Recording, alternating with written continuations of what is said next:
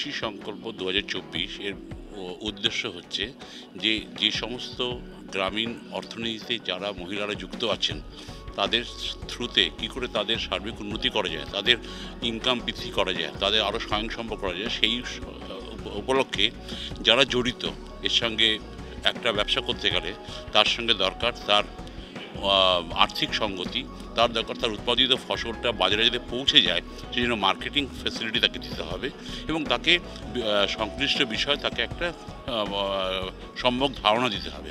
এইগুলোকে করার জন্য সমস্ত স্টেক হোল্ডারকে এক জায়গায় নিয়ে এসে এই যে প্রত্যন্ত গ্রামীণ এলাকায় যে মহিলারা আছেন তাদের আরও বেশি আত্মপ্রত্যয় বৃদ্ধির জন্য এই প্রোগ্রামটা করা হয়েছে।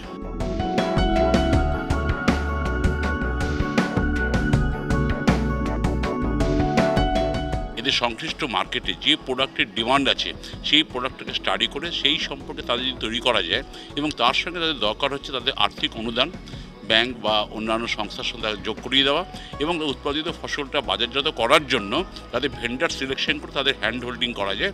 এটাই হচ্ছে আমাদের চেম্বারের তরফ থেকে প্রধানের সঙ্গে মিলিতভাবে এই প্রচেষ্টা করা।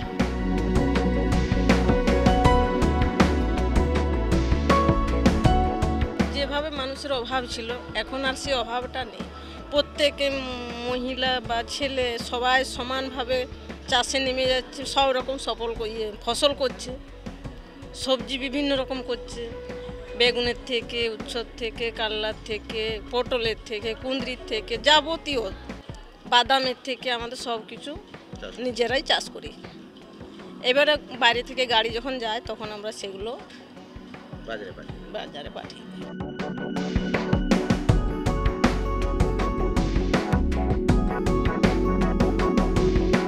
ধরুন একটা এফপিওর সঙ্গে বেস করে 200 থেকে 500 কৃষক পরিবার তার সঙ্গে যুক্ত থাকে।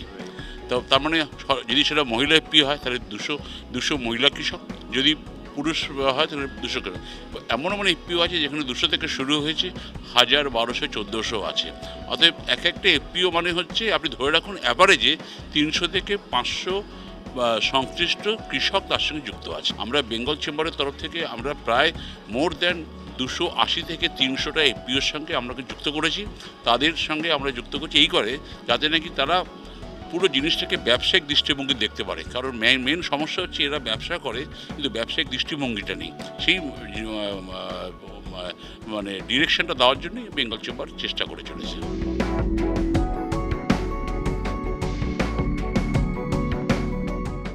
প্রত্যেকটা চাষির খান থেকে আমরা যে চাষিকে আমরা এই প্রদানতে যুক্ত করছি, ওইখানটার থেকে আমাদের এই 1000 করে টাকা নেওয়া হচ্ছে না, ওখান থেকে আমাদের বীজটা আমাদেরকে প্রধান অফিস থেকেই দেয়।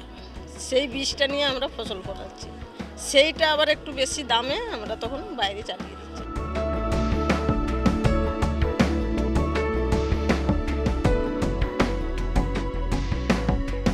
সরকারের সমস্ত কৃষি দপ্তর যারা আছে, হর্টিকালচার ডিপার্টমেন্ট যারা আছে, পঞ্চায়েত ডিপার্টমেন্ট যারা আছে, মৎস্য, প্রত্যেকের সঙ্গে কিন্তু সহযোগিতা আমরা পেয়েছি এবং তারা কিন্তু আমাদের এই প্রত্যেকটি প্রকল্পে আমাদের সঙ্গে কিন্তু হাত বাড়িয়েছেন। যেমন কিছুদিন আগে ধরুন হর্টিকালচার ফেয়ার হলো নেতাজি ইন্ডোর স্টেডিয়ামে, হর্টিকালচার ডিপার্টমেন্ট, সেখানে বেঙ্গল চেম্বার ছিল তাদের পার্টনার। অতএব রাজ্য সরকারের সঙ্গে ওতপ্রোতভাবে জড়িয়ে তাদেরকে ইনভলভ করেই কিন্তু এই প্রজেক্টটা চলছে।